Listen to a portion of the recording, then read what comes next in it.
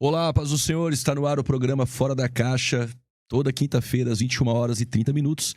Temos aqui um convidado especial para entrevistas ou até mesmo para debates. Hoje o programa é muito especial, contamos aqui com a rica participação e presença do professor Matheus Rangel, professor de grego, debatedor, escritor do Rio de Janeiro, da Igreja Batista Eldorado. Matheus Rangel, seja muito bem-vindo e obrigado por abrilhantar o programa Fora da Caixa. Muito obrigado, pastor Juliano, pela concessão do espaço, pela confiabilidade de estar aqui para poder falar alguma coisa sobre o tema Bíblia, escatologia e também assuntos diversos. É uma honra para mim poder dividir esse espaço com o senhor.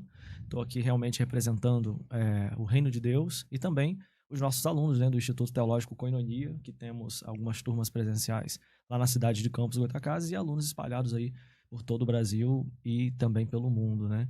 Nosso trabalho hoje tem se desenvolvido bastante na área de grego bíblico, exegese, hebraico, português também. Sou professor de língua portuguesa, inclusive em escola regular. E temos nos dedicado bastante à área de apologética, fazendo a instrumentação da exegese como a ferramenta mais eficaz para descobrir o sentido do texto.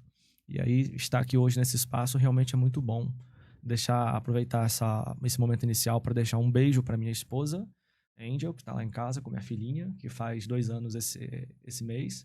Clarice, que Deus abençoe. Quando você crescer, você vai ver isso daqui, vai entender melhor. E é isso, né? Para os meus alunos, para os meus amigos, para o meu pastor, Fernando Trindade, qual sou pastoreado, é muito importante falar sobre isso, né? Visto que tem muita gente que cresce um pouquinho na teologia e já deixa a questão de ser pastoreado, se auto-apacentando. Mas não, inclusive aqui no livro Apologética a gente combate o desigregismo. Então, é isso, meu pastor. Muito obrigado. Eu que agradeço. Pastor Rangel, vamos começar assim. Em Apocalipse, capítulo de número 13, nós temos a marca da besta. O que nós podemos falar sobre a marca da besta dentro do contexto tribulacional, mas principalmente uma análise ali, crítica textual, sobre o 666. É 666, 616, 660. Como podemos aí entender melhor isso para aqueles que estão em casa agora? Exatamente. Nós temos ali alguns códices, alguns papiros que trazem uma divergência, né? Aquilo que a gente chama de variante. O que é a variante? É tudo aquilo que foge da construção majoritariamente ortodoxa. Então, se você tem, por exemplo, em português mesmo, a palavra você, com 2 S's ou com C cedilha, você, ainda que consiga entender a palavra, você tem ali uma variante. Portanto, essa variante, ela não muda o sentido da palavra quando ela é como essa que eu acabei de exemplificar. Nós chamamos de variante trivial.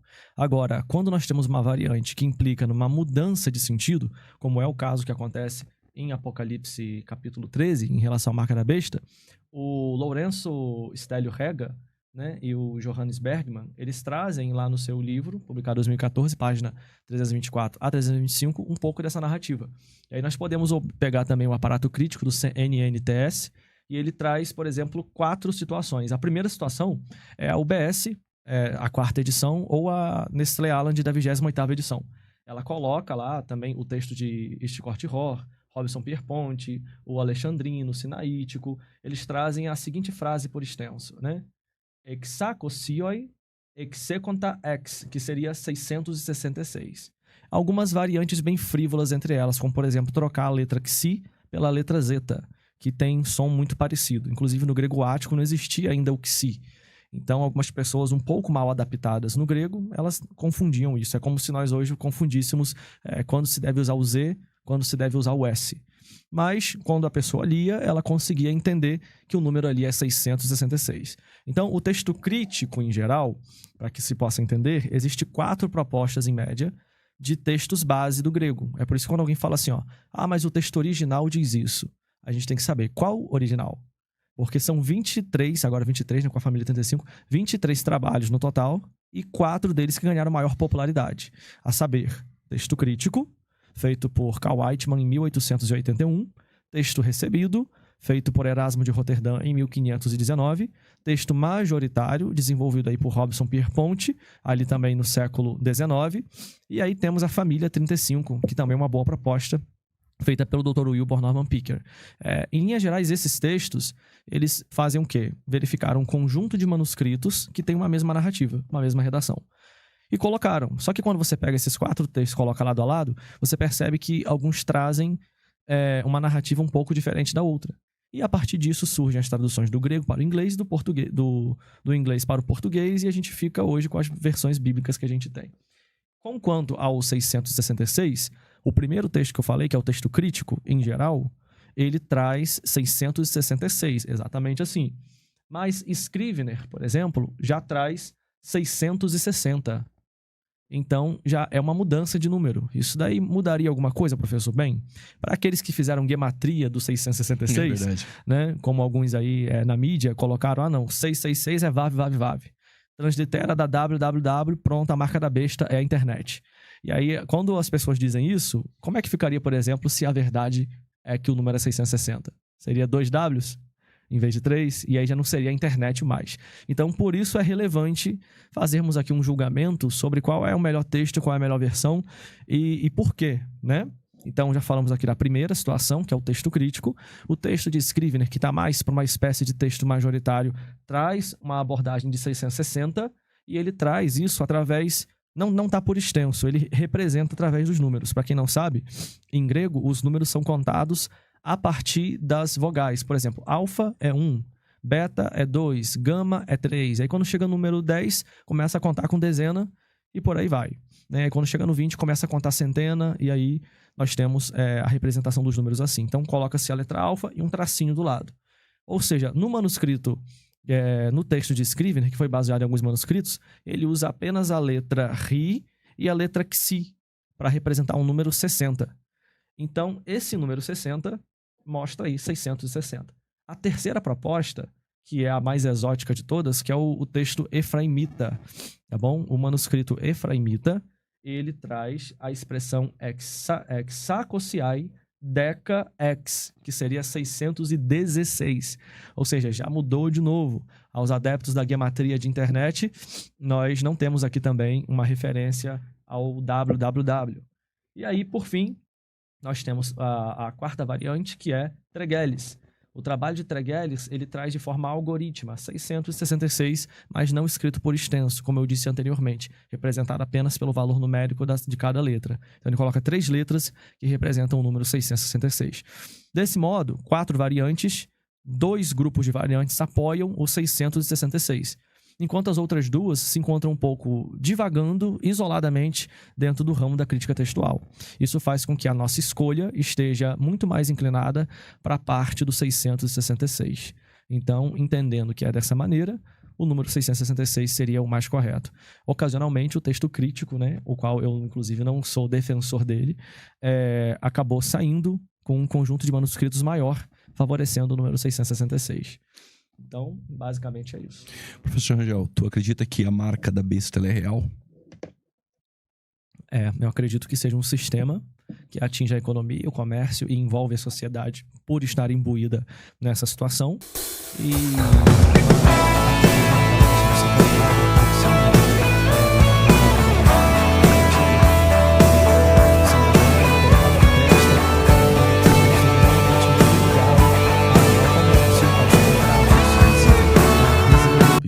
Entendeu? Eu entendo que seja visível, sim. Essa materialização, eu acho que dá uma identidade social para o anticristo muito mais concreta. Interessante. Professor Rangel, o texto de 2 Tessalonicenses, capítulo 2, muito usado pelos pós-tribulacionistas, entende-se para o pós de que para o arrebatamento da igreja ocorrer, deve primeiro se manifestar, então, o anticristo e anterior à apostasia. Alguns pré-tribulacionistas, e não todos, defendem que o termo apostasia seria retirada. Você também entende assim? Como que você enxerga 2 Tessalonicenses 2, versículo 2 e 3? Muito bom. Essa problemática, ela sempre retorna, né, para a nossa análise. E aquele livro, Quando a Trombeta Soar, eu acho que é da editora Chamada, traz aqui um texto muito interessante que vale a pena a leitura, a citação. Diz assim, agora que consideramos brevemente como comentaristas e teólogos entendem a tradução de apostasia, inclusive, né, são ressalta, a gente vai falar apostasia porque no grego é com sigma, né? E vamos examinar como várias versões da Bíblia traduziram o termo. Aí tem aqui colocando, por exemplo, a palavra Vulgata, coloca para o latim como dissessio, que significa partida. Então a Vulgata latina traz como partida. Essa tradução latina vai do século IV, a gente conhece bem. E aí você tem Teodoro de Beza concordando com esse posicionamento. Você tem também a tradução de Genebra, inclusive, antiga, tá bom? Que não é pré-tribulacionista. A gente sabe que segue uma linha bem diferente, colocando a ideia de partida também.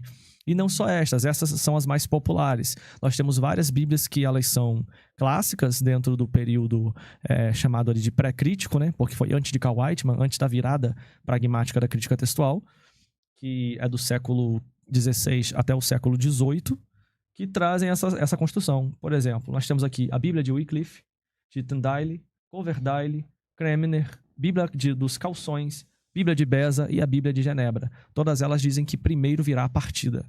Então, parece-nos que, conforme o tempo avançou, as pessoas optaram por fazer uma espécie de tradução diferente. E não, melhor dizendo, não é nem que traduziram, elas colocaram a expressão do jeito que estava no grego. E acabou ficando meio enigmático, né? Pois, se você coloca apostasia ali, aí eu pergunto, apostasia é o quê? As pessoas não sabem. Quando você faz teologia, geralmente elas entendem que é o afastamento da fé. E aí, por que elas entendem isso? Justamente porque Paulo fala sobre a apostasia, né? No caso, apostatarão da fé. E essa palavra apostasia, que Paulo está trabalhando, ela tem ali um complemento nominal, gente. Então, esse complemento nominal que Paulo fala que se apostatarão da fé, não é a mesma construção sintática de 2 Tessalonicenses capítulo 2, verso 3, pastor. Porque aqui nós temos apenas o termo apostasia. Então, dizer que o afastamento aqui é da fé é alguém que está simplesmente olhando de forma ingênua para o texto e fazendo um link com a outra narrativa paulina. Ah, mas é tudo teologia paulina, tudo bem. Mas não significa que toda vez que a pessoa usa o mesmo termo, ela está querendo dizer exatamente a mesma coisa. Então, a falta de complemento nominal, ou até mesmo de adjunto adnominal no grego, indicando a natureza dessa apostasia, faz com que nós venhamos entender, segundo Cláudio Moreno, especialista em semântica, e Luciana Sanches Mendes também, que esse texto deve ser traduzido na sua forma mais primitiva possível, né? Aquilo que a gente chama de categoria 1 dos campos semânticos. Como, por exemplo, a palavra apó significa lançar para longe, né? Para longe. E o verbo tasso, que é a gente que fala também, que vem de tassia e tal, também significa essa ideia de afastar. Então, quando você une apó mais tasso e faz a palavra apostasia, você tem algo que vai ser retirado, algo que vai ser lançado. É como se fosse semelhante a ekbalu, que significa lançar, expulsar. A grande diferença é que o ekbalu tem geralmente um contexto imbuindo a própria palavra. Se expulsa aquilo que não se quer mais, enquanto a apostasia geralmente se separa aquilo que quer em detrimento daquilo que vai ficar deixado. Então, essa construção, ela traz para a nossa vida a reflexão de que sim, pode ser traduzida aqui como partida. Se você perguntar isso para qualquer pessoa que não seja da área teológica, que não esteja imbuído nesse debate e conheça bem o grego o suficiente, ela vai chegar nessa conclusão. Então, professor, por que parou de traduzir apostasia? Talvez pela problemática, talvez pelos financiamentos bíblicos que passaram a existir, que de alguma forma foram enviesados contra o pré-tribulacionismo a partir de Margaret MacDonald. Então, você pode perceber que depois do movimento pré ganhar uma certa conotação histórica, pronto, de repente parou-se de traduzir como partida. Agora eles apenas transliteram. Para transliterar, para quem não entende, é diferente de tradução. Transliterar é trocar as letras. Então você pega a palavra que está no idioma grego, coloca do idioma grego para o português só trocando as letras. É alfa vira A, é pi vira P, e por aí vai. Então não há na nossa Bíblia um sentido. Se fosse traduzir, deveria ser traduzido como partida, não como afastamento da fé. Porque não tem a palavra da fé, né? Tom pisteuon no grego. Não tem. Muito bom. Aproveitando o texto de 2 Tessalonicenses 2, vamos agora para o versículo de número 7. Com efeito, o mistério da iniquidade já opera e aguarda somente que seja afastado aquele que agora o detém. Então, será de fato revelado o iníquo, a quem o Senhor Jesus matará com o sopro da sua boca e o destruirá pela manifestação da sua vinda. Aquele que o detém, na sua opinião, Rangel? Muito bom. Eu tenho aqui que fazer a leitura, né, de boa parte da porção desse capítulo para poder nós conseguirmos chegar a uma conclusão. Então, vou falando, lendo e interpretando conjuntamente aqui. Ele começa, né? Erotomen derimas adelpho hypertes parousias do Kyriou-Remon Iesu-Christou kai Remon epissinagoges epi auton. A tradução aqui é peço-vos, no que diz respeito a vinda ou o retorno do nosso Senhor Jesus Cristo e a nossa reunião com Ele. Essa expressão aqui já é interessante, porque mostra uma vinda e mostra uma reunião. Ele não coloca exatamente aqui em ordem, porque não há um período de subordinação, para quem alguém possa dizer de repente que primeiro vem a vinda e depois vem a nossa reunião com Ele. Não. Isso aqui, se fosse um período de subordinação, poderia afirmar, mas é um período de coordenação intercalado pela conjunção kai do grego. Então, já que fala de 2 eventos, olha que importante, né? Ele vai dizer, nós vos exortamos. Então, percebe que Paulo, ele eleva, ele vai dizer a qualidade do discurso dele em relação a isso. Aí vem, que não vos demovais com facilidade, nem vos perturbeis, que é por epístola, por palavra, espírito, por palavra, por epístola, como se procedesse de nós. Os comentaristas do livro de Tessalonicenses dizem que essa narrativa que ele coloca, como se procedesse de nós, é porque alguém estava enviando cartas em nome de Paulo para poder doutrinar aquela igreja. Então, isso de fato é uma problemática. Ele vai dizer, olha, nem por espírito, ou seja, se alguém te entregar uma profecia, nem por palavra, ninguém tinha autoridade de mudar aquela doutrina. E aí Paulo continua traduzindo, supondo que tenha chegado o dia do Senhor. Então, ele volta a falar do dia do Senhor. Esse dia do Senhor aqui, eis o detalhe. É a vinda ou é a reunião com ele? Né? Fica aí pra gente debater. Mas, verso 3. Ninguém, de modo nenhum, vos engane. Ele volta pro tom exortativo, admoestativo, para dar um ressalte na importância do que será dito. Porque isso não acontecerá. Isso não acontecerá o quê, gente? Observe bem. O dia do Senhor. O dia do Senhor não acontecerá sem que venha primeiro a apostasia, que acabamos de falar, que é a partida. Então, quando ele coloca nessa partida, a gente pode ver que na teologia tessalônica e paulina, a partida é o encontro. Se a partida é o encontro, já está desvendando. Porque se no verso 1 ele cita 2 eventos e ele não coloca qual que vem primeiro, no verso 3 ele coloca qual que vem primeiro. Ele diz, não acontece isso sem que aconteça aquilo. Então ele coloca uma espécie de ordem dentro dos eventos. Para quem está em casa, professor Rangel, a vinda ali no versos 1 e a reunião. A vinda remete à segunda vinda de Cristo, visível, gloriosa no final da tribulação. Exato. E a reunião com ele e o arrebatamento da igreja. Perfeito. E agora, então, essa retirada, essa partida, agora ele coloca em uma ordem cronológica. Então, primeiro vem a partida. Se manifesta o homem do pecado, o iníquo, Sim. e depois só no final da tribulação, a vinda. É isso para quem está em casa? Exatamente. Compreendeu certinho. Ele fala dos 2 eventos, sem colocar uma ordem, e no verso 3 ele explicita a ordem desses eventos, dizendo que não acontece um sem que ocorra o outro primeiro. Então, primeira partida, depois vem aí o dia do Senhor, que seria a vinda dele. E aí, quando ele trabalha esse ponto, a gente consegue observar ainda a construção. E seja revelado o homem da iniquidade. Pronto, ele colocou o fenômeno que está no meio.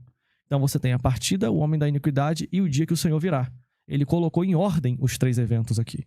E ele começa a falar agora a característica deste homem, o qual se opõe, verso 4, e se levanta contra tudo que se chama Deus e é objeto de culto. Trata-se de uma espécie de anarquista cultico e religioso, ao ponto de se assentar-se no trono de Deus, fala um pouco da personalidade narcisista dele, ostentando como se fosse o próprio Deus. Aqui já mostra realmente um delírio demoníaco dele, é muito comum aquilo que foi acusado do próprio Satanás. Aí ele vai dizer, esse verso 5 que é interessante, porque parece a voz do eu lírico, soprando no texto um segredo para os tessalonicenses. Ele fala assim, não vos recordais de que ainda convosco eu costumava dizer essas coisas? Essa pergunta retórica é uma espécie de mapeamento na memória deles. Ei, eu tive com vocês e eu falei sobre isso. E por que vocês estão deixando se enganar, quer por epístola, quer por palavra? Exatamente. Ele questiona, porque se ele havia falado, por que as pessoas não permaneceram na palavra? Isso mostra a inconstância da igreja em permanecer em doutrinas na proporção que novidades aparecem para ocupar esse lugar. Então, quando ele fala isso, ele vai dizer, e agora sabeis o que detém.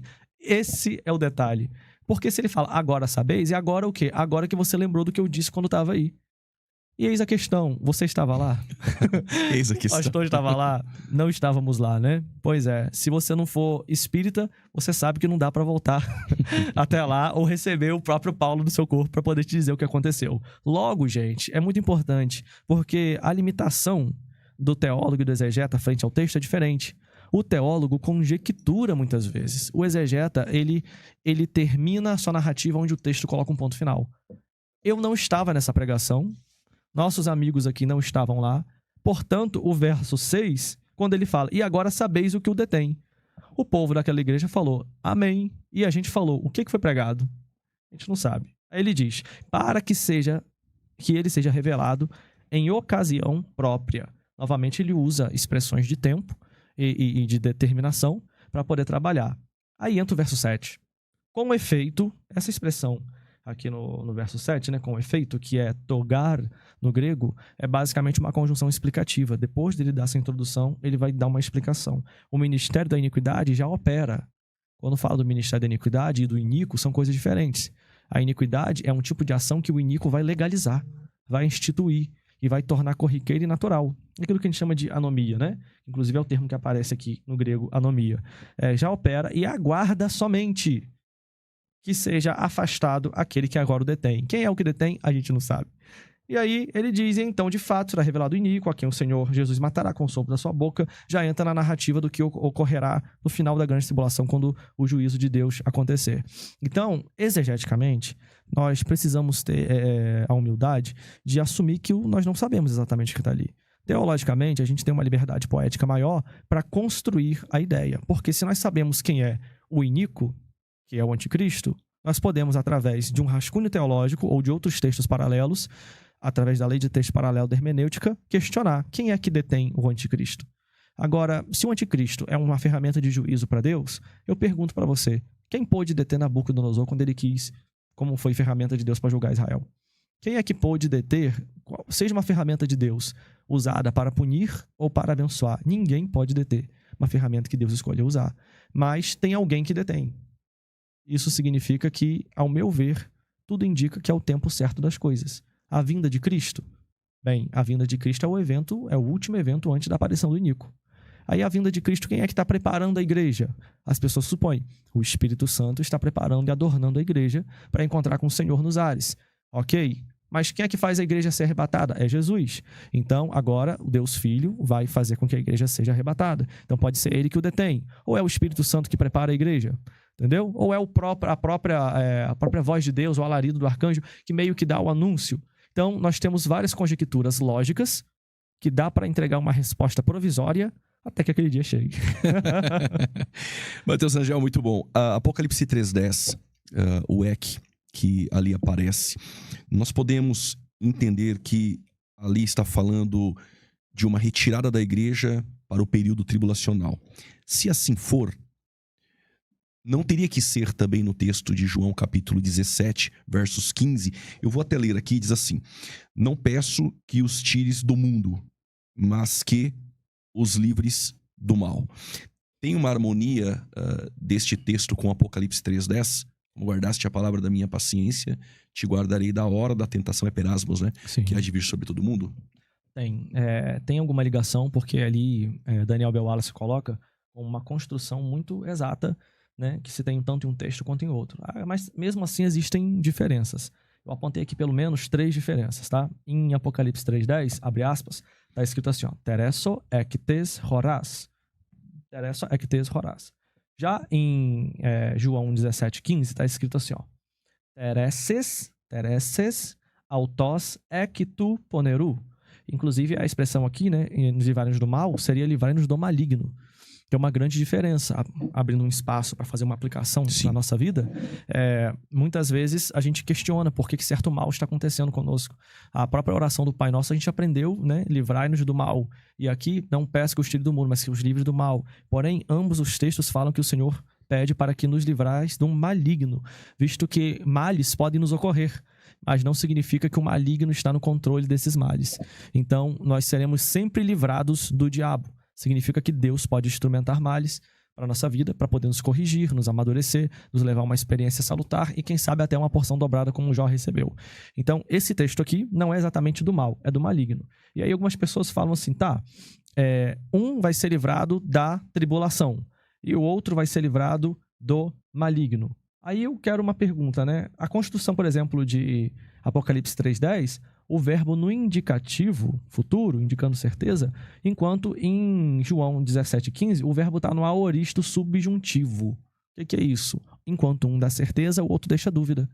O modo indicativo garante que a igreja será livrada da tentação, enquanto em João ele está fazendo uma petição ali no subjuntivo, porque pode ser que ele te livre ou pode ser que ele não te livre. Então, o primeiro ponto aqui é esse. Em um, nós temos uma certeza. Então, é uma promessa, é uma profecia, uma profecia que assegura que quando a tribulação ocorrer, a igreja será livrada. O outro não tem garantia. É uma oração. Pode ser que Deus aceite a oração ou que ele não aceite a oração. Isso muda totalmente o caminho das coisas. Uma coisa é eu dizer, vou depositar 1 milhão na sua conta. Outra coisa é eu dizer, bem, se você fizer isso, eu vou depositar 1 milhão na sua conta. Percebeu a diferença? Sua conta pode ficar muito mais rica ou não. A questão 2, que eu anotei de diferença aqui. A construção de Apocalipse 3:10 tem a seguinte sentença, ou seja, a maneira com que as palavras estão organizadas. Verbo, preposição, artigo e complementos. E João 17:15. Verbo, pronome, preposição e complementos. Então, a maneira que o texto está arranjado, senhor Daniel Bell Wallace, não é tão exato assim. Não é tão exato assim. Você tem um pronome no meio ali que faz um ressalte, né? Livrai-nos, livrai a nós do mal. Um está pedindo para ser livrado, o outro tem a garantia que vai ser livrado. E a terceira questão, que é diferente, é o seguinte, que o complemento de Apocalipse 3:10 indica um momento do livramento. Porque muita gente fala assim, muita gente fala assim, poxa, professor, então ele vai nos livrar da grande tribulação? E aí eles questionam, né? Porque não é a tribulação, é a tentação. E aí eu falo para você, não, ele não vai te livrar da tribulação, ele vai te livrar da hora da tribulação. Alguns mesos, por exemplo, vão dizer, se ele vai nos livrar da tribulação, você tem que estar no meio dela para sair. Mas não é assim, gente, porque se você observar, a preposição ek, ela rege o caso genitivo. O genitivo no grego representa aquilo que nós chamamos no português de complemento nominal. Então é ek tes horas, ou seja, livrai-nos da hora. Aí vem o segundo complemento nominal, tu peirasmu, que é da tribulação. Então, o que nós temos aqui? Ele nos livra da hora da tribulação. Se você fosse colocar em caixinhas, a tribulação tem um horário e o nosso livramento ocorre no horário que ela começa. É no início, não é no meio. Não tem que estar dentro da tribulação para ser livrado. Então, esse argumento do pós que, não, você tem que estar dentro, porque é tirar de dentro para fora. É de dentro da hora, não de dentro da tribulação. Né? Então, essa semelhança que apontam, eu coloquei inclusive aqui 2 problemas que são reais e 2 problemas que são utópicos, ou seja, fantasiosos. Qual é o problema real aqui? É a questão do período profético. Ou seja, quando que essa tribulação ocorrerá? Isso à luz de Apocalipse 3. Porque se a igreja de Filadélfia passou por esse momento histórico, Eusébio não relatou, ninguém relatou.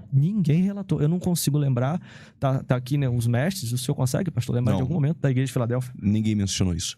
Eu também não lembro disso, tá aqui o nosso consultor teológico, o Ivan. Você lembra, Ivan? Alguém falando, a igreja passou lá, uma tribulação muito grande e que atingiu o mundo todo. Eu também não lembro disso. Então, assim, o período profético, se aconteceu na história, tá faltando historiador para contar. Nossa, ficou tão oculto assim, né? Então, ou você tem 3 opções. Ou você assume que ninguém contou, ou você inventa uma fonte, ou você, de fato, vai assumir que isso vai acontecer num período escatológico futurista. Entendendo isso é um problema real. Por quê? Porque suponhamos que amanhã alguém ache um manuscrito e contenha essa informação. Pode derrubar essa opinião que eu estou tendo. Enquanto isso, o que nos sobra entender é uma tribulação com proporção mundial, que a igreja da característica de Filadélfia, que tem santidade, que guarda a palavra, não vai passar. Vai ser livrada, vai ser arrancada para fora na hora que isso começar. Outro problema real que é mais ou menos o desenvolvimento desse, né? Que é a questão da abrangência da tribulação. Porque apesar da mensagem ser para Filadélfia, a gente consegue perceber que ela é para a igreja do futuro, porque ela deixa de falar para a denominação para falar de uma coisa de proporção mundial. Então, há uma crescente abissal aqui. Quando ele fala, por exemplo, de Laodiceia, você vê que há uma referência à questão da mornidão, e as pessoas conseguem localizar, os historiadores, as fontes termais que existiam ali. Toda a descrição das 7 cartas, elas têm uma questão local. Quando chega em Filadélfia, ela é pega como referência para falar de algo global. Então, há um relevo aqui que não pode ser descartado. Agora, qual é o probleminha que eles tentam colocar no nosso caminho para dizer que... para tentar atacar? Primeiro, peirasmo e tríplices, né? Não, porque Exato. tríplices é provação. tribulação, e peirasmo é tentação. Aí dizem isso, não é peirasmo, dali não tem tríplices, é peirasmo. E lá em Mateus 24 fala livrar, no caso, a grande tribulação como tríplices. Bem, gente, isso aí é de uma ingenuidade absurda, porque a pessoa não passou sequer pela aula de sinônimos, né, na língua grega. Então, eu tenho aqui o livro de Henriques, né, Cláudio Moreno Henriques, 2018, da página 76 até 77. Ele fala sobre 4 tipos de camadas dentro de um campo semântico. Eu sempre uso isso porque as pessoas também erram muito nisso. Primeiro tipo, que ele fala, ou seja, como que você sabe que uma palavra está dentro do campo semântico? A categoria 1 que ele coloca é a mais forte. Então, você tem que fazer uma troca igualitária. Quando você consegue fazer uma troca igualitária e manter o sentido, aquelas palavras são sinônimas. Ponto. Então, como assim seria uma troca? A pergunta é, quem está em tribulação também está tentado? E aí, por tribulação, é um substantivo abstrato. Se você descrever para mim tribulação, como que a gente poderia descrever, pastor, por exemplo? O que seria tribulação? Uma aflição. Uma aflição. E o que seria uma tentação? Exatamente. Uma aflição. Uma aflição. Então, quando a gente consegue fazer essa troca semântica igualitária, você está na primeira categoria semântica e pode afirmar com isso que é, sim, sinônimo. Logo, a recursividade linguística de cada escritor, ela é muito peculiar a ele. Então, Mateus escolheu a palavra tríplices, enquanto João escolheu a palavra peirasmo. E se você observar, não há problema nenhum com isso, né? Enfim, em linhas gerais, a questão desses 2 textos é isso, pastor. Se a preposição é que ela faz menção a arrebatamento, ou se de fato é tirar para fora, nós temos aí, só para poder fechar esse raciocínio circular, né? O léxico de Strong, 1537, o BDB, 1537, Freeberg, 8270, a UBS, que inclusive o texto crítico é 1867, Tyers, 1621, e tudo isso, todos esses daqui denotam que é, sim, saída para fora. Daniel Bell Wallace, página 109, John Dobson, página 167 e 298, Lourenço Estélio Rega, página 103, ou seja, você tem léxicos e gramática falando que toda vez que aparece essa preposição, ela tem um sentido de arrancar sim, ela tem um sentido de tirar sim. Um objeto externo. Exatamente, um objeto externo. Então, se você chegasse na Grécia agora e falasse, por exemplo, vamos supor que isso aqui seja uma pedra, e eu quero pegar essa pedra e lançar para longe, eu usaria apolisson, lissu, porque rege com genitivo. Ou seja, lançar a pedra para longe. Se eu quero dizer, tira essa pedra daqui, eu diria ek lissu. Seria, no caso, tirar ela daqui e jogar para cá. Então é tirar ela desse lugar, né? Tirar de dentro e colocar fora. Se eu quisesse dizer, por exemplo, para colocar por cima, eu diria peri lissu. Ou seja, coloca por cima. Se eu quiser colocar acima, hiper lissu. Abaixo, katá lissu. E por aí vai. Arrancar de baixo para cima, aná lissu. Então, as 19 preposições gregas, elas servem para situar de uma forma espacial o comportamento de movimento das coisas. Então, é que ali está dizendo que quando der a hora, vai ser tirado de dentro da hora para ser livrado. Vai para onde? Vai para o céu? Vai para as nuvens? Esse é o detalhe. De fato, o texto não diz aqui o destino, mas nós temos outros textos na Bíblia que narram o mesmo fenômeno de retirada e entregam o endereço. Então, pronto, nos completamos. Glória a Deus. Aproveitando aí o período tribulacional, Mateus Angel, no capítulo 13 do Apocalipse, ali no verso 7, aparece a palavra santos, que inclusive é uma perseguição da besta que sobe do mar, ali o anticristo, contra os santos. Esses santos, necessariamente, tem que ser a igreja, como defende o pós-tribulacionismo? Esses santos não remete ao texto de Daniel 7? 21. A alegação de que santos no Novo Testamento indica sempre igreja, fortalece o pós. Como que o pré-tribulacionismo entende a palavra santos dentro do período tribulacional? Muito bom. É interessante que a palavra santos aparece em Apocalipse 14 vezes. 14 vezes. Eu vou falar o texto e vou dizer a identidade desses santos. Apocalipse 5:8. Aqui é uma referência a qualquer pessoa e é uma citação de Salmos 141:2. E no capítulo 8, verso 3, é meio que uma ratificação dessa mesma abordagem. Quando nós chegamos em Apocalipse, capítulo 8, verso 4, também continua a mesma ideia. Tá? 8:3, 8:4, está falando a mesma coisa ali. Agora, quando a gente chega em Apocalipse 11:18, que vai dizer que os profetas e os santos que temem o teu nome, aqui não pode se referir à grande tribulação, porque apesar de ser uma referência aos santos, está falando de um livramento que só se cumpre no capítulo 22. Então pronto, você tem a referência a santos, mas o livramento não aconteceu ali, foi só o vaticínio, foi só o oráculo de algo que ocorreu depois. Então, como é que a igreja vai ser livrada aqui se o negócio só cumpriu depois da grande tribulação, né? E aí, para ser honesto, dessas 14 passagens, só tem uma que pode apresentar algum tipo de perigo para o pré-tribulacionismo. E essa passagem, ela está em Apocalipse, capítulo 18, verso 20, que fala assim, ó, exultai sobre ela, ó céus, e vós, santos, apóstolos e profetas. Não sabemos se são 3 categorias aqui. Santos, apóstolos e profetas. Mas a palavra apóstolo é um termo da igreja, do ministério da igreja. Então parece que a igreja está aqui. Sabemos se são verdadeiros ou falsos apóstolos? Nós não sabemos, quer dizer, até sabemos porque diz exultai. Então parece que Deus julgou como salvos e colocou ali. Só que, ainda que esse texto apresente de fato alguma problemática, nós temos uma problemática que o contrapõe que joga por terra. Por exemplo, a palavra eclesia, que é a igreja, ela aparece 19 vezes em Apocalipse. E as 19 vezes que ela aparece estão entre Apocalipse 1 até o 3, né? Acho que até o 4 ali. E depois do período tribulacional. A palavra igreja não aparece nos capítulos do capítulo 5 até o capítulo 19. Não aparece. O que isso significa, professor? Que ou João bateu a cabeça e teve uma amnésia, e de repente ele acordou, nossa, eu não lembro mais a palavra igreja, vou botar a palavra santos no lugar. Né? E aí esse problema é muito sério, porque se você disser isso pra mim, das duas uma, ou João escreveu em momentos muito distintos, ao ponto de ele cresceu, evoluiu, o vocabulário mudou. Ele agora não chama mais igreja de igreja, chama de santo. Estranho, porque ele volta a chamar de santo depois do período de igreja, depois do período tribulacional. Então há uma pausa.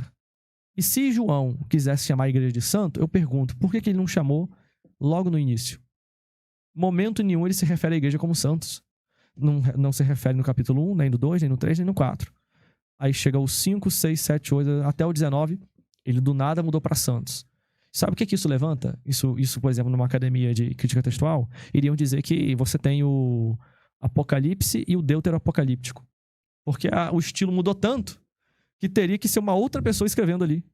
E aí, senhores pós-tribulacionistas, vocês vão aceitar que o livro de Apocalipse foi escrito por 2 autores diferentes? Daqui a pouco vai vir a nova teoria das fontes, né? Do Apocalipse. Porque o estilo muda de forma abissal, o predicativo muda, ele troca um substantivo por um adjetivo, que é a palavra santo, não é a igreja. Mas a igreja que lá, como né, o senhor mencionou, Daniel 7, 21, fala também que faria guerra contra os santos. Para mim, gente, está claro a identidade desses santos. Por várias vezes, santos aqui se refere a alguém que tem uma procedência pura durante o período tribulacional. E também se refere aos 144 mil. Porque o que é santificar se não se afastar do pecado? E os 144 mil são homens que não tocaram em mulher, são homens que têm uma procedência totalmente diferenciada, ou seja, o adjetivo cai como luva sobre eles. Então eles fazem resistência ao anticristo e toda essa construção identifica que não é a igreja. O único texto que eu falei que poderia apresentar uma problemática é esse Apocalipse 18. Mesmo assim, tem vários problemas. O problema do deuteroapocalíptico e o problema também de já estar no final da grande tribulação. Pode ser que a igreja esteja aparecendo no final da grande tribulação e depois, no 19, ela venha ataviada. Então, problema resolvido, pós-vencido. E é verdade, porque nas 7 igrejas da Ásia, as cartas, quem tem ouvidos ouça o que o Espírito diz às igrejas. No capítulo 13, versos 9, diz, quem tem ouvidos ouça. E ali um ponto final. Existe a vacância mesmo da igreja dentro desse período. E agora, hein? Como é que agora? faz? Matheus Rangel, nós vamos para o intervalo e aí, na volta, nós vamos falar sobre pastorado feminino. Apóstolo. Aproveitando aqui que você tem um manual aqui de um curso apologético, uma bênção. Vamos explorar um pouquinho e depois você vai passar aí o contato, como faz para adquirir todos os seus cursos e estudar com você e ser aluno do professor Matheus Rangel. Programa Fora da Caixa, vamos para o intervalo e voltamos já. Fique ligado. Enquanto isso aí, comente, compartilhe, curta, para que outras pessoas possam também assistir, porque o YouTube entende que é relevante aqui a entrevista e começa também a enviar para outras pessoas. Deus abençoe, até daqui a pouco.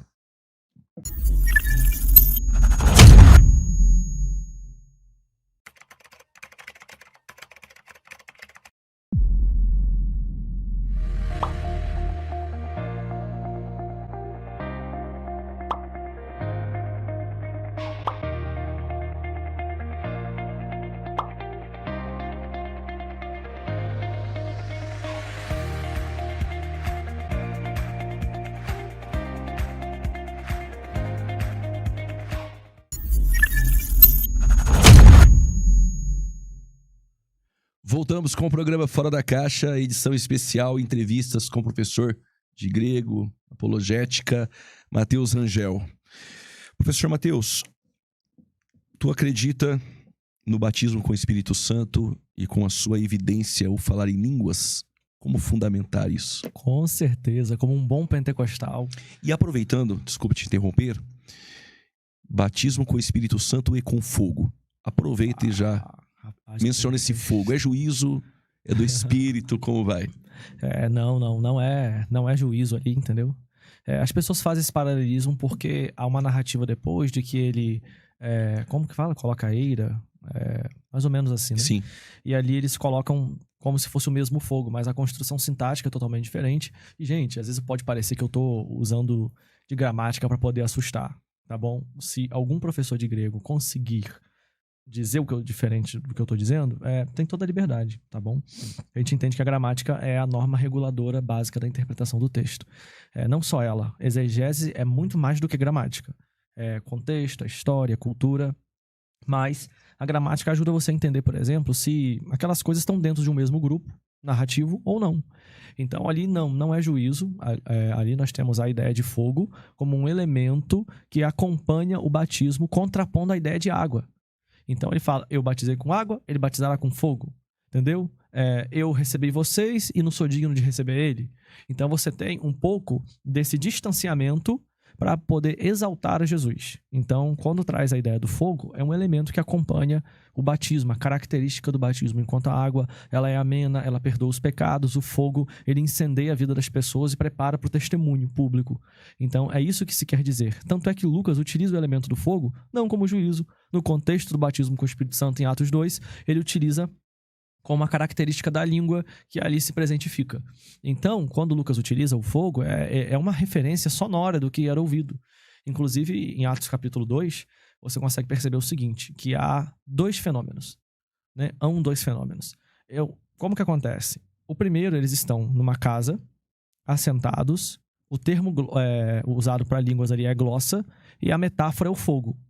Enquanto a partir do verso 6 de Atos 2, já muda. Eles estão do lado de fora, o termo grego utilizado não é mais glossa, é dialectos, a metáfora não é mais o fogo, mas as nossas próprias línguas, e eles estão com 4 características diferentes. Segundo o doutor Hélio Menezes, e também o autor Osborne, da Espiral Hermenêutica, quando você tem mais de 3 modificações cenariais de cenário dentro de um texto, você pode dizer que ali é uma microperícope.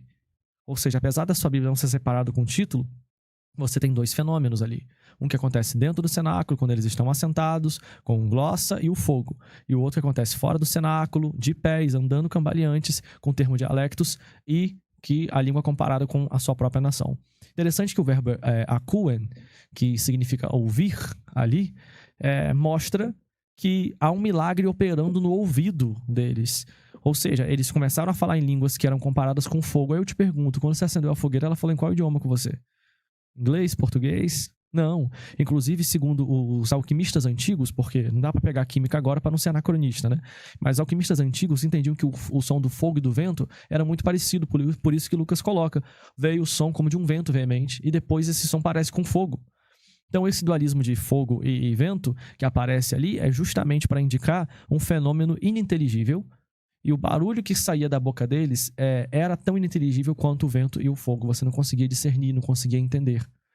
E aí, esse fator de inintendibilidade, ele passa a sofrer um milagre quando eles vão para o lado de fora.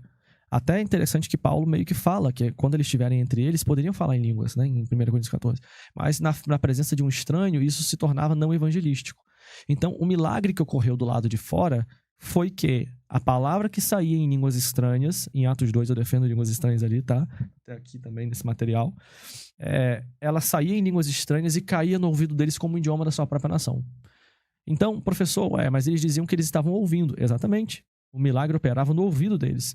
Não era na fala deles. O verbo que regia era o verbo ouvir e não o verbo falar. Akuen la lucen, né? Ou seja, nós os ouvimos falar. É como se alguém falasse assim, eles disseram isso, você respondesse, foi o que eu ouvi. A responsabilidade está no seu ouvido.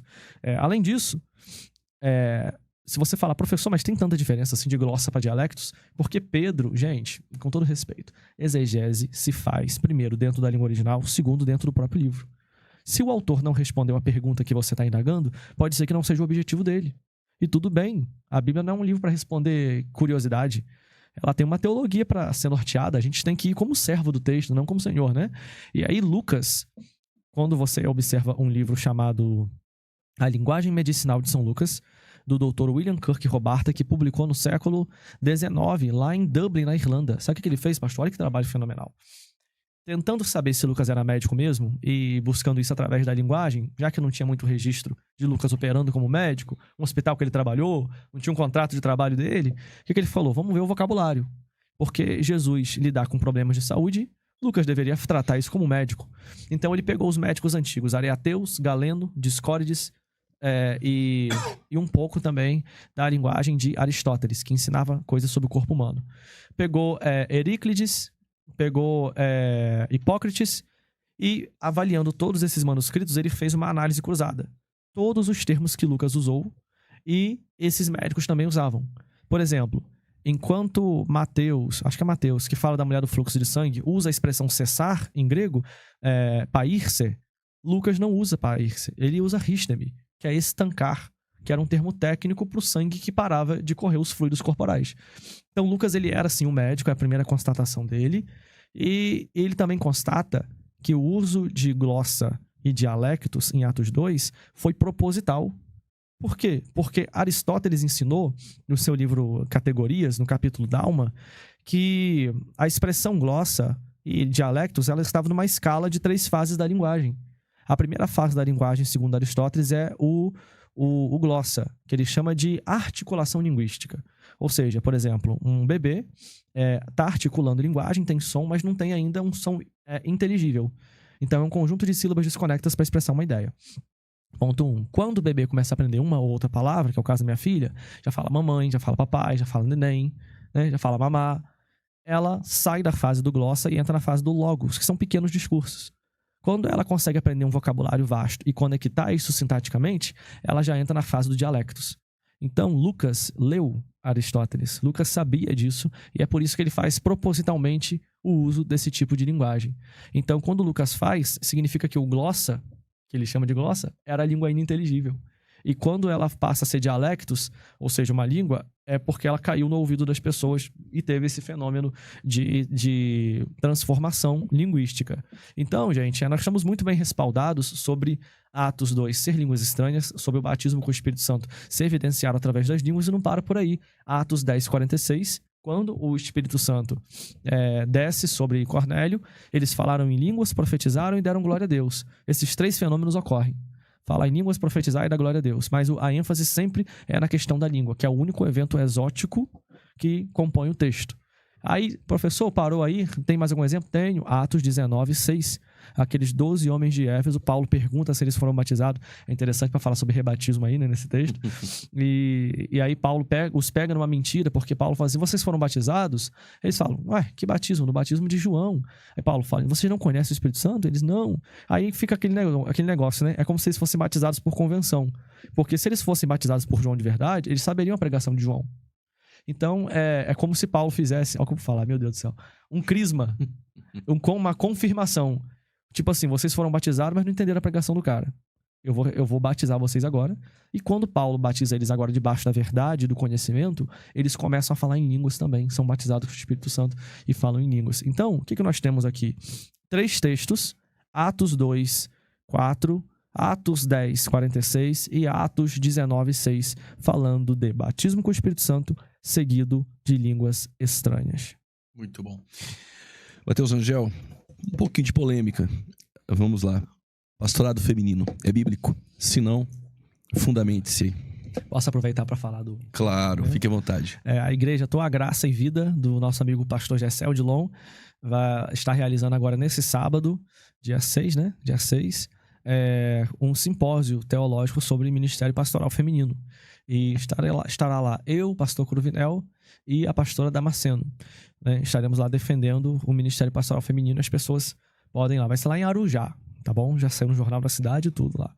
Então, é um evento gratuito, inclusive. A pessoa pode se inscrever e fazer. Mas vamos lá. Eu também defendo o Ministério Pastoral Feminino aqui, né? E eu coloco 6 argumentos. Eu vou citar primeiro os argumentos e Ok. o senhor escolhe aqui qual que eu devo aprofundar. Eu acho que é a página 234. Não, errei. Falando que eu tô cansado hoje. Memória já tá falhando. É 254, errei por 30. 254. Olha, os argumentos são esses.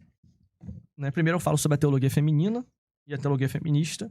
Falo sobre o contexto da Segunda Guerra Mundial, Guerra Fria, que meio que deu origem à teologia da libertação, né? As classes menos privilegiadas, e por aí vai. Aí eu faço aqui, coloco um aparato linguístico e entro. Argumento 1, que é o genitivo de associação. Isso aqui é um argumento baseado no grego que, meu amigo, não tem jeito. Sabe quem concorda comigo? Daniel B. Wallace, A.T. Robertson, Craig Kinner. Tô bem respaldado aqui, né? Quem conhece sabe que esses caras são diferenciados. Argumento 2. As pastoras de Corinto e de Cencreia. Pastora, na Bíblia. Vai nessa aí, então. Eu vou nessa. E aí, só para citar, o 3 eu falo o critério de Deus para o ministério, o 4 o critério de Jesus para o ministério, 5 o critério do Espírito Santo para o ministério e 6 o pastoreio de Timóteo, né? Aí depois eu respondo por que não tem a palavra pastora exatamente na Bíblia e se as mulheres devem ficar caladas mesmo, né? Algumas devem, outras.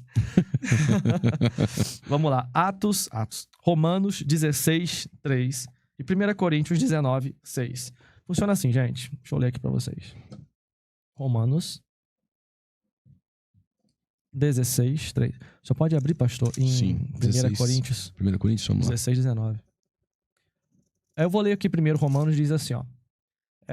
Saudai a Priscila e Áquila, meus cooperadores em Cristo Jesus. Então, você pode perceber que Paulo cita aqui na frente Priscila, né? Priscila. Em grego tá apassaste, priscan kai Aquilan, tus sunergos mu en Christu Iesu. Ele coloca Priscila na frente de Áquila, tá bom? E se você observar, 5 vezes Priscila e Áquila são citados na Bíblia. 3 vezes ela aparece na frente dele. Um caso onde ela não aparece na frente dele é esse de 1 Coríntios. Exatamente. Aí. As igrejas da Ásia vos saúdam-vos afetuosamente no Senhor, Áquila e Prisca. Exatamente. A casa deles era o local que a igreja estava residindo. E aí, nesses daqui que eu citei, o Daniel B. Wallace, o Craig Kinner, o A.T. Robertson, eles concordam que essa citação de Priscila na frente de Áquila, ela era intencional de Paulo para caracterizar a função dela em detrimento da dele. Então, ela era a pastora da igreja de Corinto. A igreja estava na casa deles e ela aparece sempre na frente deles. Você pode falar, mas professor, isso não é em relação à profissão dela, visto que tem alguns comentários que dizem que ela era uma mulher bem-sucedida, rica. Aí eu digo para vocês, isso aqui o genitivo de associação responde. Ele vai dizer, meus cooperadores em Cristo Jesus. Então, o calibre que Paulo está dando para eles aqui não é uma espécie de calibre profissional. É justamente por terem sido cooperadores. Não bastasse isso, Paulo continua a análise no verso 4 e diz, os quais pela minha vida expuseram as suas cabeças. Ele está falando de abdicar da própria vida, de servir a Deus, né? E diz, porque não só lhes agradeço, mas também a todas as igrejas dos gentios. Esse texto, inclusive, de Romanos 16, ele cita 8 mulheres. E meio que dá voz para essas mulheres aí. Ele cita aí gêmeas Trifena e Trifosa, próximo nome das suas filhas, pastor, entendeu? O Epafrodito, né? Nossa, meu Deus do céu, Nabucodonosor. Exato. Por aí vai. Então, assim, ele faz uma certa valorização ao ministério feminino aqui, colocando na frente, tá bom? A igreja estava na casa deles, como nós já localizamos, então vemos pela quantidade de vezes superior que o nome dela aparece em detrimento ao nome de Áquila, que sim, ela, no caso, comandava aquela parte ali da igreja, tá bom? Esse é uma dos trabalhos que a gente consegue perceber. E como eu falei, gente, esses caras que falaram aqui, o Daniel B. Wallace, o A.T. Robertson e o Craig Kinner, eles nem são a favor de ministério pastoral feminino, mas eles têm que assumir que essa construção grega, foram honestos em dizer que é porque a função religiosa dela era hierarquicamente superior à dele. Eu tenho todas as citações e as passagens aqui. Ok. Bom, alguém vai querer adquirir este livro. Daqui a pouco passamos o contato. Apóstolo bom é apóstolo morto ou existe apóstolos hoje? E aí a gente encerra. Ok. Apóstolo é o seguinte, gente. Não temos hoje apóstolos como foram os 12, tá bom? Primeiro ponto aqui vamos estabelecer. Mas existe um conjunto de apóstolos e de apóstola, Júnia, que... Tu crê que Júnia é apóstola? Ali, possivelmente um casal de apóstolos, Andrônico e Júnias. É feminino ali, entendeu? No grego é um nome feminino mesmo. E tinha também pessoas na época dos pais da igreja com esse nome, mulheres também com esse nome. Enfim, então o que acontece ali? Andrônico e Júnias foram contados entre os apóstolos. Significa, basicamente, que eles compunham o grupo apostólico. É isso que se quer dizer em grego. E aí nós temos também o próprio apóstolo Paulo, que excede a essa situação, Barnabé, também, Atos 14:14. 14:14, 13:2, você vê que o Espírito Santo continua elegendo apóstolos. Ó, Atos 13:2. É bem interessante esse texto. Porque é uma coisa muito doida. Ó. E servindo eles ao Senhor e jejuando, mostra o contexto espiritual, disse o Espírito Santo: apartai-me a Barnabé e a Saulo para a obra que os tenho chamado.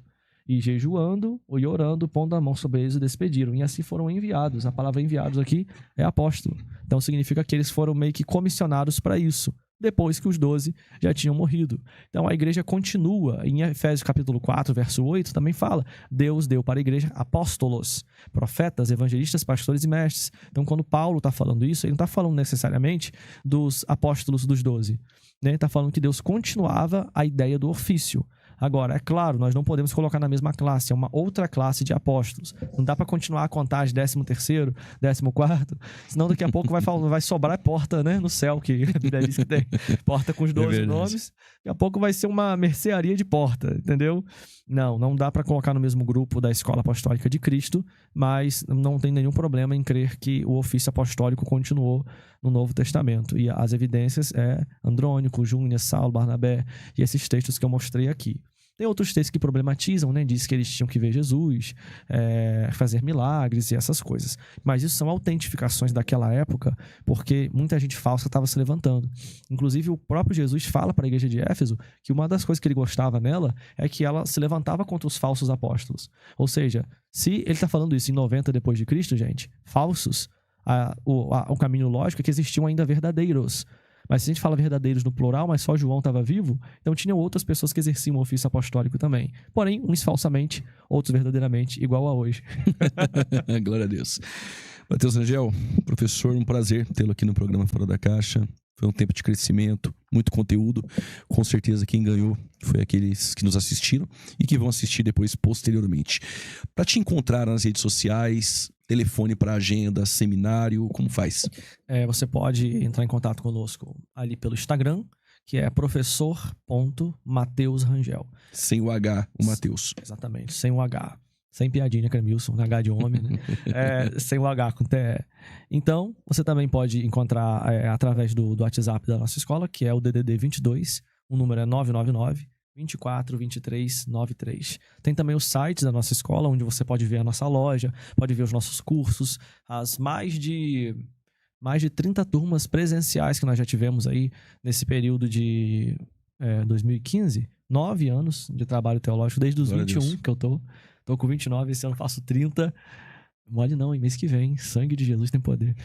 E aí, as turmas que nós fizemos, e eu falo isso por quê, gente? Porque a gente bota lá todo o lastro, tudo que a gente faz, as turmas que a gente abre, tira foto e bota no site, né? Então, para você conhecer melhor a nossa escola, quem sabe se estiver passando por campus, fazer uma visita, e quiser também um pouco do nosso trabalho, o site é www, né?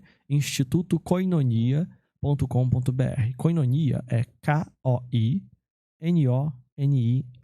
Koinonia.com.br. Pastor, sem palavras, desde que o senhor começou esse programa Fora da Caixa e falou, né, que o dia que eu estivesse por aqui eu podia vir. Com certeza. Eu fiquei bastante ansioso e, poxa, hoje estar aqui com o senhor, essa figura que representa para mim um grande homem de Deus para nossa nação, um ícone que Deus levantou na pregação, no ensino, na palavra, defensor de bons ideais que ajudam a preservar a santidade da igreja, como o pré-tribulacionismo, o arminianismo. E muito obrigado por se dispor a ser usado por Deus assim, abençoar a nossa vida, por ser essa referência de servo de Deus, de marido, de debatedor. Tantos predicativos te compõem que a gente que está aqui olhando, né, fica realmente inspirado. O Senhor é inspiração para os meus alunos, eles te acompanham. O Senhor tem um público maravilhoso na internet e eu tenho certeza que vai crescer muito mais. Força, meu amigo, força. A gente está aqui para te cobrir de oração. Obrigado, que for irmão. preciso. Glória a Deus. E que o Senhor possa te levar onde nem você conseguiu imaginar. Conta com a gente. Obrigado, professor. Fiquei até emocionado. Os seus livros consegue ir pelo direct do Instagram ou tem algum contato específico? A melhor forma é chamar ali pelo Instagram, né? Ok. Ou pelo WhatsApp também. Você chamando ali pelo Instagram, dizendo que veio pelo Fora da Caixa, esse é o nosso curso de grego bíblico. Ele tem os mapinhas mentais aqui, o Zeca pegou seu mapa mental, tá? Depois você pode cobrar dele. Vou mandar um pro senhor. Eu vou falar com ele, viu? Isso aqui é uma gramática de grego, gente, de 340 páginas. Tem 352 atividades de grego aqui, Que de bênção. múltipla escolha, de paradigma. Ou seja, como é que a pessoa não vai aprender? Porque tem uma gramática densa. A gente também tem um mapinha mental que é pequenininho, do tamanho de um celular. Você pode botar no bolso. Mas e vídeo? A gente vai ter vídeo também, estamos fazendo os vídeos. E suporte? A gente também tem o suporte para você. Toda quinta-feira à noite a gente está atendendo os alunos. Professor, e se eu tiver que pedir o senhor fora desse dia? A gente atende também. Então, assim, né? O pastor sabe. Glória a Deus. Que também eu sou um professor bem presente na vida dos alunos. E grego, eu acho que é a ferramenta de Deus para esse tempo. Então, né, a gente precisa mesmo. Então, nosso curso é isso. Tem esse simulado de 352 atividades. Meu irmão, isso aqui é para você. A gente vai botar no aplicativo. Pra Muito pessoa bom. poder ficar Muito bom. fazendo o simuladinho ali Muito bom. aprendendo bastante, né? Se você falar que veio do Fora da Caixa, você vai ganhar o curso de português Olha aí. de brinde. Porque às vezes a pessoa quer aprender grego e o português, né? Verdade. Tá meio precário. O que a gente faz? Tá em português. Então, dividir a língua portuguesa em 7 áreas. Comunicação, morfologia, sintaxe, fonologia, semântica, produção textual e preconceito linguístico. Eu não fico dando exemplos mirabolantes aqui. É conceito, definição e exemplificação. Por isso que é Ótimo. defininho. Ótimo. Porque é pra você aprender e pra você não ficar com raiva. Porque o português gera raiva. É mais aquele contexto escolar, né? Então, entrando em contato, tem esse material aqui. Tem o nosso curso de apologética que você já viu. Tem o nosso De curso hebraico. de hebraico também. Tem o de pregadores. Tem o de escatologia ali também, ó, pra refutar os hereges, né? Chegou aqui, ó. Obrigado. Com uma abordagem exegética voltada também para a linhagem do grego. E aí, gente, é isso. Nós temos 13 cursos no total. Foram 8 anos que eu fiquei praticamente encarcerado, trabalhando, só fazendo esses cursos. Fiquei doido, mas depois Deus Jesus, né, foi ajudando. Vocês podem perceber que eu não sou meio normal. Mas Faz parte. é isso. Obrigado. Glória a Deus, pastor. Programa Fora da Caixa ficando por aqui. Infelizmente, o tempo é curto, mas se você quiser adquirir essas ferramentas aí, você que é pregador, que é professor de escola bíblica, muito bom conteúdo. Deus abençoe e até a próxima. Programa Fora da Caixa ficando por aqui. Fui.